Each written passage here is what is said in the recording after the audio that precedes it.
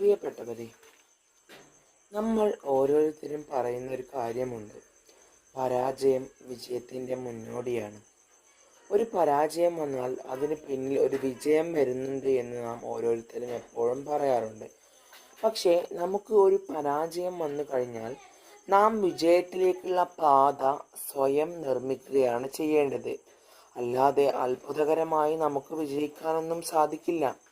ഒരു പരാജയം വന്നു കഴിഞ്ഞാൽ കഠിനമായ പരിശ്രമവും ആ വിജയത്തിലേക്കുള്ള അല്ലെങ്കിൽ നാം പരാജയപ്പെട്ട വിഷയത്തിൽ നാം എന്ത് ചെയ്യണം? കൂടുതൽ പുരോഗതി വരുത്തുകയാണ് വേണ്ടത്. അത്തരം സാഹചര്യങ്ങളിലൂടെയാണ് നാം ഓരോരുത്തരും ഈ വിജയത്തിലേക്ക് എത്തുന്നത്. പരാജയം വിജയത്തിൻ്റെ മുന്നോടി തന്നെയാണ്. പക്ഷേ പരാജയം വിജയമാക്കാൻ നാം കഠിനമായി പരിശ്രമിക്കണം. ശുഭദിനം.